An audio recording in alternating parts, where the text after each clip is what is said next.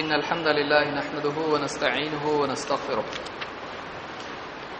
ونعوذ بالله من شرور أنفسنا ومن سيئات أعمالنا من يهده الله فلا مضل له ومن يضلل فلا هادي له وأشهد أن لا إله إلا الله وحده لا شريك له وأشهد أن محمدا عبده ورسوله أما بعد فإن خير الحديث كتاب الله وخير الهدي هدي محمد صلى الله عليه وسلم وشر الأمور محدثاتها وكل محدثة بدعة وكل بدعة ضلالة وكل ضلالة في النار.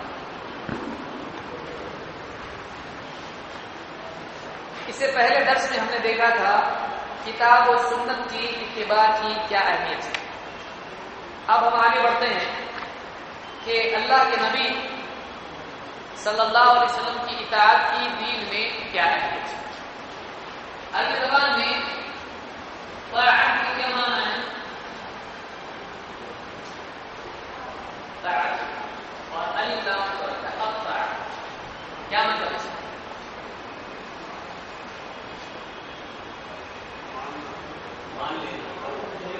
فرما برداری. کیا مطلب اس کا؟ حکم ماننا، حکم پورا کرنا. تو یہ کس کا مطلب ہے؟ اللہ. اس کو ہم اردو میں کیا بولتے ہیں؟ اطاعت. اطاعت جس کو بولتے ہیں فرما برداری یعنی حکم ماننا.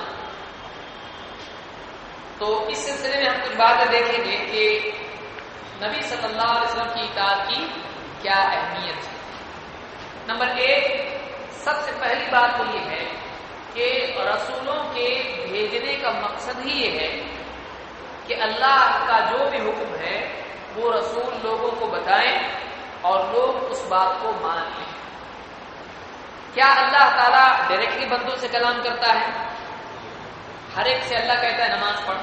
نہیں کہتا ہے. تو اللہ کی طرف سے جو بھی حکم آتے ہیں اس کا طریقہ کیا ہے؟ اللہ تعالیٰ اپنے بندوں میں سے کسی بندے کو چنتا ہے اور اس کو رسول بناتا ہے اور ہمیشہ پھر امت کے لیے جو بھی احکام ہیں، جو بھی دین کی باتیں اللہ اس بندے کو بتاتا ہے. اب وہ بندہ دوسروں تک وہ باتیں پہنچاتا ہے. اب اگر کوئی آدمی کہے یہ تو انسان ہے، اور یہ ہمیشہ سے مسئلہ رہا ہے کہ جو لوگ کافر ہوئے ان کے کافر ہونے کا سبب کیا تھا؟ انہوں نے یہ نہیں دیکھا کہ یہ میسج کس کا پیش کر رہے ہیں. انہوں نے کیا کہا کہ ہمارے جیسے انسان ہیں، کھاتے پیتے چلتے پھرتے بیمار ہوتے، پیشاب پاخانے کی عادت ہے، بیوی بچے ہیں، بازار ہے، تجارت ہے، ان کے ہم مانے یہ تو ہمارے جیسے. تو انہوں نے ان کے انسان ہونے کو دیکھا، انہوں نے ان کے نبی اور رسول ہونے کو نہیں دیکھا. تو اللہ تعالیٰ کی طرف سے جو رسول آتے ہیں وہ کیوں آتے ہیں؟ اس کا جواب قرآن کریم نے ہم کو دیا ہے. اللہ تعالیٰ قرآن کریم میں فرماتا ہے سورہ النساء آیت نمبر 64 وَمَا أَرْسَلْنَا مِن رَّسُولٍ إِلَّا لِيُطَاعَ بِإِذْنِ اللَّهِ وَمَا أَرْسَلْنَا مِن رَّسُولٍ إِلَّا لِيُطَاعَ بِإِذْنِ اللَّهِ. ہم نے جو بھی رسول بھیجا تو بس اسی لیے کہ اللہ کے حکم سے اس رسول کی فرما برداری کی جائے. رسول کی فرما برداری کیوں کی جا رہی ہے؟ رسول کے معنی کیا ہے؟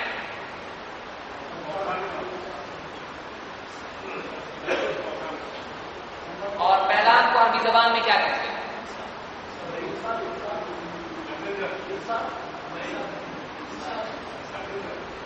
رسول لفظ بنا ہے، اس کے پیغام کے لیے کیا آتا ہے؟ رسالہ. رسالہ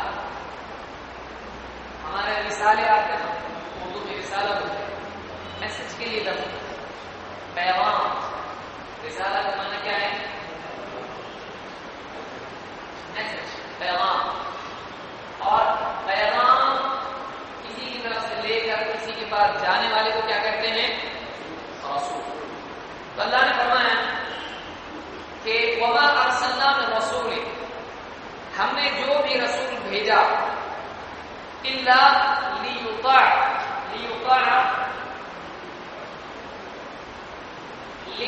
تاکہ یطاع اس کی فرما برداری کی جائے. کس طرح سے؟ بِإِذْنِ اللَّهِ، کس کے حکم سے؟ مانتے ہیں؟ اللہ نے حکم دیا ہے اس رسول کی مانو، اس لیے اللہ کے حکم سے رسول کی بات مانی جاتی ہے۔ تو مقصد یہ ہے، یہاں پر بتایا گیا ہے کہ رسولوں کو بھیجا اس لیے کہ ان کی مانی جائے، رسولوں کو بھیجا ہی اس لیے اللہ نے کہ رسولوں کی بات مانی جائے۔ کیوں؟ اب کوئی آدمی کہے میں اللہ کی مانوں گا رسول کی نہیں مانوں گا، تو کیا یہ صحیح ہے؟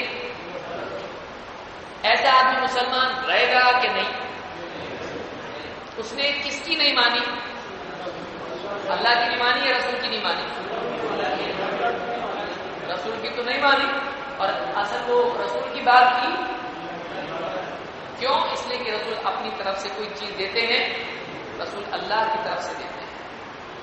تو ایک بات یہ معلوم ہوئی کہ رسولوں کے بھیجنے کا مقصد ہے کہ رسولوں کی فرمانبرداری کی جائے، اور وہ بھی اللہ کے حکم سے۔ نمبر 2، رسول کی مانے بغیر ایک آدمی کیا ہدایت یافتہ ہو سکتا ہے؟ تو بعض لوگ بولتے نا کہ ہم دل سے نماز پڑھتے ہیں،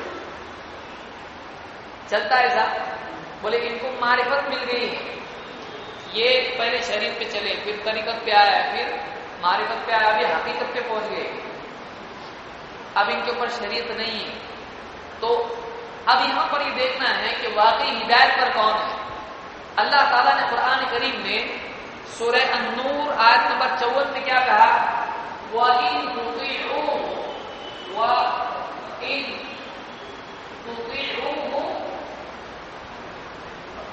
تَهْتَدُوا، اور اگر وَإِن تُطِيعُوهُ اس رسول کی اگر تم فرما برداری کرو گے تو تم ہدایت یافتہ ہوگے۔ تو معلوم ہوا کہ آدمی ہدایت پر ہے کی علامت کیا ہے؟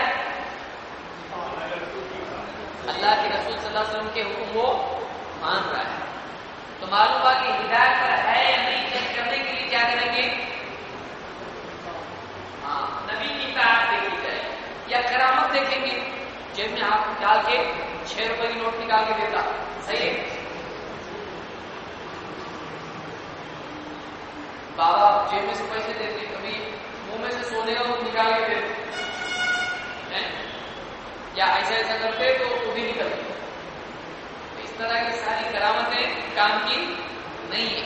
ایسے بابا کسی انسان کو سر پہ ہاتھ پھیر کے مسلمان بناتے، ان کے پاس یہ پاور نہیں ہے، کیونکہ اس کو سمجھانا پڑتا ہے، سب بتانے کی چیزیں جھوٹ دھوکا ہے۔ تو اصل چیز کیا ہے کہ اللہ کے رسول صلی اللہ علیہ وسلم کی فرما برداری انسان کی ہدایت کی دلیل ہے۔ اگر فرما برداری زندگی میں نہیں ہے تو وہ آدمی ہدایت پر ہے، چاہے کتنا ہی بڑا دعویٰ ہے۔ تو ہدایت پر ہونے کی علامت یہ ہے کہ اس آدمی کی زندگی میں نبی صلی اللہ علیہ وسلم کی فرما برداری، تو اسی کا نام ہدایت ہے۔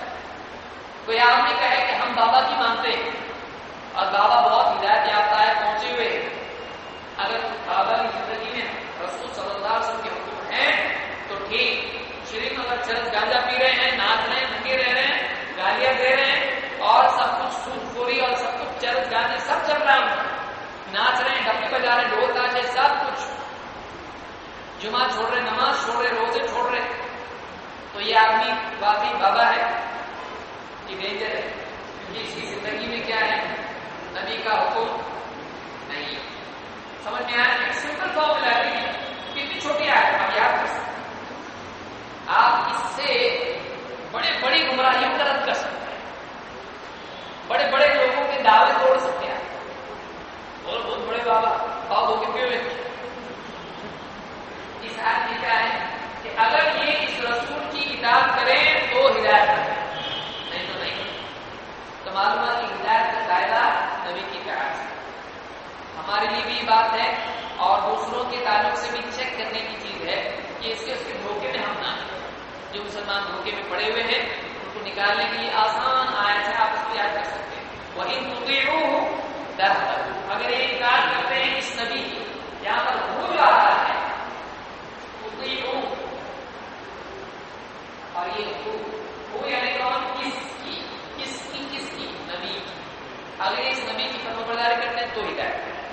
تو یہ دوسری بات بھی معلوم ہوئی کہ رسول کی اطاعت ہدایت کا ذریعہ بھی ہے اور کسی کے ہدایت پر ہونے کی دلیل بھی ہے.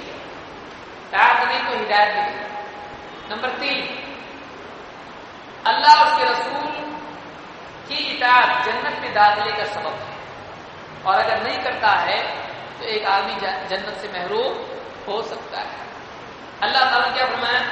وَمَن يُطِعِ اللَّهَ وَرَسُولَهُ وَمَن يُطِعِ اللَّهَ وَرَسُولَهُ، اور جو کوئی اطاعت کرے، فرما برداری کرے، حکم مانے، حکم پورا کرے، وَرَسُولَهُ، اللہ کے اور اس کے رسول کا، يُدْخِلْهُ جَنَّاتٍ، اللہ اس کو جنتوں میں داخل کرے گا، ایسی جنتوں میں تجری من تحتها الانہار، جن کے نیچے سے نہریں بہتی ہیں، ایسی جنتوں میں جن کے نیچے سے نہریں بہتی ہیں. یہ کس کے لیے ہے؟ جو اللہ اور اس کے رسول کی. کچھ لوگ بولتے نا تم لوگ بابا کی نہیں مانتے، تم لوگ جنت میں نہیں جا سکتے، تم لوگ کسی ایک امام کی نہیں ہے، تم جنت میں نہیں جا سکتے، گمراہ ہے. لیکن یہاں پہ کیا اللہ نے فرمایا؟ جنت میں جانے کی کرائٹیریا کیا ہے؟ اللہ اور اس کے رسول کی مانے گا جنت میں جائے گا. ہاں، کوئی عالم اگر اللہ اور اس کے رسول کے مطابق بتائے تو اس کو ماننا ضروری ہے، اس کے خلاف بتائے تو ماننا ضروری نہیں ہے، بلکہ جائز بھی نہیں ہے. وَمَن يَتَوَلَّ يُعَذِّبْهُ عَذَابًا أَلِيمًا، يَتَوَلَّ، تولا کے معنی عربی زبان میں تولا ہے کیا ہے؟ پیٹ پھیر کے چلے جانا، یعنی پریکٹیکلی بتا رہا مانے من. جیسے آج بھی کہا جاتا ہے بھائی کیوں منہ موڑتے ہو، یعنی ایک منہ موڑنا کا کیا مطلب ہے؟ ناراضگی کا اظہار کرنا، پسند نہیں کرنا، چھوڑ کے جانا. تو وہی یہ تولا، اللہ نے فرمایا وہی یہ تولا، اور جو کوئی مڑ جائے، پیٹ پھیر کے نکل جائے، انکار کر دے، يعذب عذابا علیما، اللہ تعالیٰ اس کو بڑا دردناک عذاب دے گا. علیما، اس کو یاد رکھیں، تجوید سیکھنا کتنا ضروری ہے، اور انشاءاللہ ابھی تجوید کے دروس بھی شروع ہوں گے. شیخ مظہر لینے والے انشاءاللہ روزانہ انشاءاللہ. اب دیکھیں مثال کے طور پر علیما،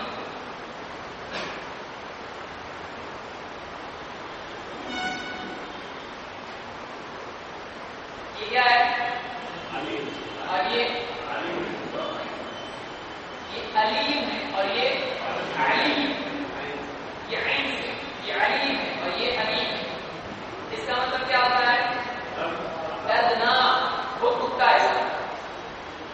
علیم یعنی جس سے بہت درد ہوتا ہے، یعنی کسی کو مارا پیٹا جائے اس کے بعد کتنا اچھا لگتا ہے نا، سب سوال دکھائی دیتا ہے. کیا ہوتا ہے؟ درد ہوتا ہے. تو دردناک اس کو کیا بولتے ہیں؟ اسی پر سے عربی زبان میں ہے علم. علم یعنی درد، یہاں بہت درد ہو رہا ہے، یعنی وہ کیا ہے؟ بولتے ہیں علم. اور ایسی چیز جس میں بہت درد ہو تو کیا کہتے ہیں؟ علیم. اور یہ کیا ہے؟ علیم. علیم یعنی جانکار. تو اللہ تعالیٰ علیم ہے، اور عذاب کیسا ہے؟ علیم. تو یہ فرق ہے. علم کے معنی ہوتے ہیں اور علم یہ جھنڈے کو بولتے ہیں نا، علم عورت کے. یہ علم کا معنی ہوتا ہے جھنڈا یا اس طرح کی کوئی نشانی، اور یہ علم یعنی درد. تو تیسری چیز یہ معلوم ہے کہ جو آدمی اللہ اس کے رسول صلی اللہ علیہ وسلم کی مانے گا وہ جنت میں جائے گا، نہیں تو اس کو اللہ تعالیٰ دردناک عذاب دے گا. نمبر 4، رسول کی اطاعت کرنا حقیقت میں اللہ کی اطاعت، یعنی اللہ تعالیٰ فرماتا ہے میں یطع الرسول فقد اطاع اللہ، جو رسول کی اطاعت کرے، رسول کی فرما برداری کرے، دراصل اس نے اللہ ہی کی اطاعت کی. ایسا کیسا؟ دونوں ایک ہی ہیں، اللہ اور رسول ایک ہی ہے نا. رسول کی مانے تو اللہ کی تو خود دلیل کر رہی، دونوں ایک ہی، الگ نہیں ہے. صحیح ہے؟ کیوں؟ اس لیے کہ رسول کس کی بات پیش کرتے ہیں؟ تو رسول اپنی بول رہے ہیں؟ نہیں، رسول کس کی بول رہے ہیں؟ اللہ کی.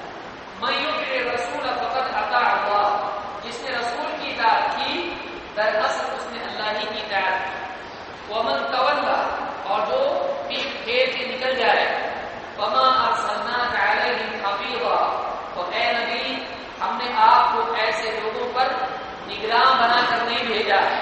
حفیظ، حفیظ کے معنی کیا ہوتے ہیں؟ حفاظت کرنے والا یا نگرانی کرنے والا، دونوں بھی نہیں ہوتے اس میں. حفیظ یعنی نگرانی کرنے والا، اسی پر حافظ بھی بولا جاتا ہے. وہ قرآن کو کیا کرتا ہے؟ سنبھال کے رکھتا ہے، اس کی نگرانی کرتا ہے، محفوظ رکھتا ہے. اسی پر سے ہوتے ہیں محفوظ.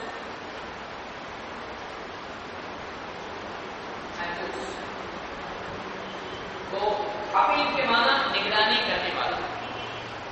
تو جو پیٹ پھیر کے نکل جائے آپ کی ذمہ نہیں ہے اس کی نگرانی کرنا، اس کو چھوڑ دو، اس کو ہم نہیں کہیں گے. یہ معنی ہے یہاں کہ جو نہیں مانتا ہے اس کو چھوڑ دو. تو اس آیت سے معلوم ہوا کہ رسول کی ماننا دراصل کس کی ماننا ہے؟ اللہ کی. اس لیے جو آپ کے رسول کی نہیں مانتا ہے وہ کس کی نہیں مان رہا ہے؟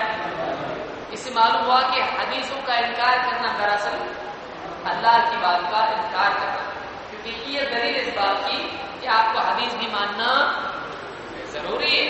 کوئی آدمی نہیں کہ ہم تو قرآن کی مانیں گے، ہم رسول کی نہیں مانتے، چلے گا نہیں. کیوں؟ اس لیے کہ اللہ نے بتایا کہ جس نے رسول کی مانی اس نے اللہ کی، تو جس نے رسول کی نہیں مانی اس نے اللہ کی. تو انکار حدیث دراصل اللہ کا انکار ہے، وہ انکار ہے قرآن کا، کیونکہ قرآن میں کہا گیا ہے کہ رسول کی مانو. نمبر 5، اللہ اور رسول کی اطاعت سے روزگاری کا انجام ہے. اللہ نے فرمایا قل اطیعوا اللہ والرسول، اے نبی آپ کہو اللہ کی فرما برداری کرو اور رسول کی فرما برداری کرو. دیکھیں دو چیزیں، اگر صرف قرآن ہی ماننا ہوتا اللہ کی مانو، لیکن اللہ نے بار بار کیا کہا؟ اللہ کی مان اور رسول کی مان. تو اللہ کی بات تو ساری قرآن میں ہے اور اس کی تفسیر رسول نے بتائی، تو رسول کی بھی بات ماننا ضروری ہے.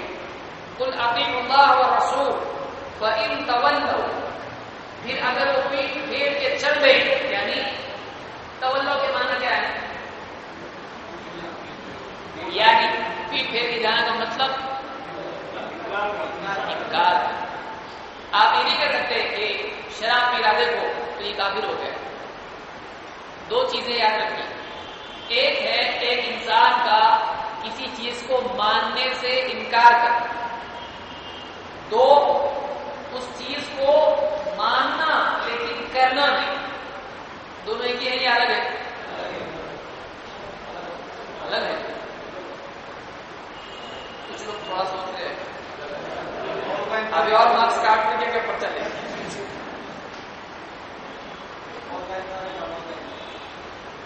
لیکن ایک آدمی مثلا آپ اس کو دونوں کو کمپیئر کر کے بتائیے. ایک آدمی ہے وہ شراب پیتا ہے لیکن مانتا ہے شراب حرام، لیکن کیا کروں، بہت کوشش کرتا ہوں چھوڑنے کے لیے، چھوٹتی نہیں لیکن حرام ہے. ایک یہ آدمی.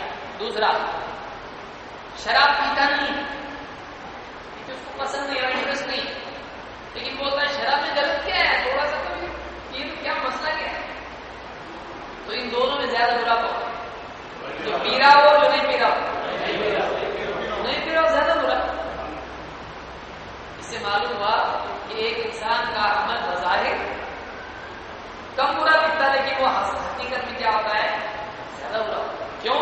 اس لیے کہ اس نے اللہ کے فیصلے کو مانا حرام ہے، اب میرے اندر اتنی طاقت نہیں ہے اس لیے میں بچ نہیں پا رہا ہوں. یہ آدمی ایک ہے. دوسرا وہ اس نے اللہ کے فیصلے کو ہی نہیں مانا، حرام ہے کیا غلط کیا اس نے؟ یعنی اللہ تعالیٰ کا فیصلہ ہی کیا ہے؟ اللہ نے حرام کیا نہیں کرنا چاہیے تھا، اللہ کے فیصلے کو اس نے غلط کیا. سمجھ میں آ رہی بات؟ اگرچہ وہ پیتا نہیں ہے لیکن اس نے کیا کیا؟ اللہ نے حرام نہیں کرنا چاہیے تھا، اچھا تھا. تو یہ کیا ہے؟ یہ کافر ہے. یہ کافر ہے اگرچہ شراب نہیں، لیکن وہ آدمی جو شراب پی رہا ہے وہ کافر ہے. شراب پینے سے کافر ہوتا کہ نہیں ہوتا؟ گناہگار ہے. ہو سکتا ہے وہ جنت میں جائے، اللہ اس کو اگر معاف کر دے ہو سکتا ہے وہ جنت میں جائے، لیکن یہ نہیں پینے والا جائے گا بات یاد رکھیں کہ یہاں پر تولا کا جو لفظ آ رہا ہے یہ اس معنی میں ہے کہ کوئی انکار کرے. ہاں اگر کوئی انکار نہیں کرتا ہے تو کافر بھی نہیں ہوتا ہے. وَإِن تَوَلَّوْا فَإِنَّ اللَّهَ لَا يُحِبُّ الْكَافِرِينَ. اسی لیے اللہ نے کیا کہا اگر یہ پھر چل دیں یعنی انکار کر دیں تو اللہ کافروں سے محبت نہیں کرتا ہے. یہاں ایک بات معلوم ہوئی کہ اللہ کی محبت کافر کے ساتھ میں نہیں ہے. ایمان کے ساتھ کفر کے ساتھ اللہ کی محبت نہیں. تو کفر کے ساتھ اگر دنیا کی نعمت ملے تو محبت کی وجہ سے ہے وہ آزمائش کے لیے بعض اوقات ڈھیل کے لیے ہوتی ہے کیونکہ اللہ تعالیٰ کفر کو پسند کرتا ہے. اس لیے کوئی آدمی کہے اور بعض صوفیوں نے کہا ہے رستے انیک ہے منزلیں ہیں. صحیح ہے یہ بات. اللہ تعالیٰ کیا فرمایا فَإِنَّ اللَّهَ لَا يُحِبُّ الْكَافِرِينَ. تو کوئی آدمی بولے دیکھو اتنے سارے لوگ ہیں جو کر رہا وہ اپنی جگہ صحیح ہے. یہ صحیح ہے یہ صحیح نہیں ہے. کیوں؟ اس لیے کہ اللہ تعالیٰ نے قرآن میں بتا دیا اللہ کافروں کو پسند کرتا ہے نہیں. اس لیے کوئی آدمی بولے کہ اللہ نے جو چاہا ویسا کیا, جس کو چاہا آدمی پیدا کیا, جس کو چاہا عورت بنایا, جس کو چاہا مسلمان کے گھر میں پیدا کیا, جس کو چاہا کافر کے گھر میں پیدا کیا, جس کو جہاں اللہ نے ڈالا اس کی مرضی چلتے رہو جیسا رکھا اللہ نے. صحیح ہے یہ صحیح ہے نہیں.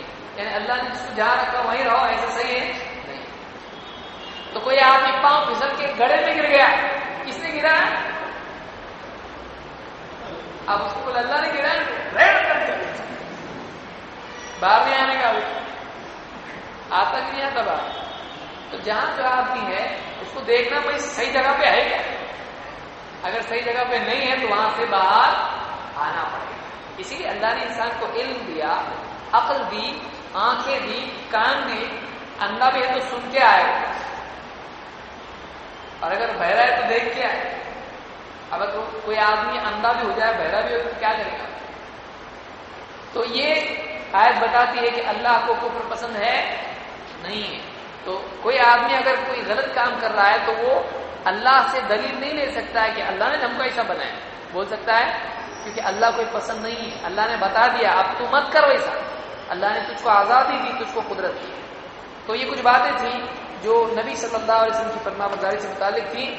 اب آگے ہم دیکھیں گے کہ رسول کی نافرمانی کا انجام کیا ہوتا ہے اور اس کے بعد آگے کی سے ہم اور مزید دیکھیں گے انشاءاللہ.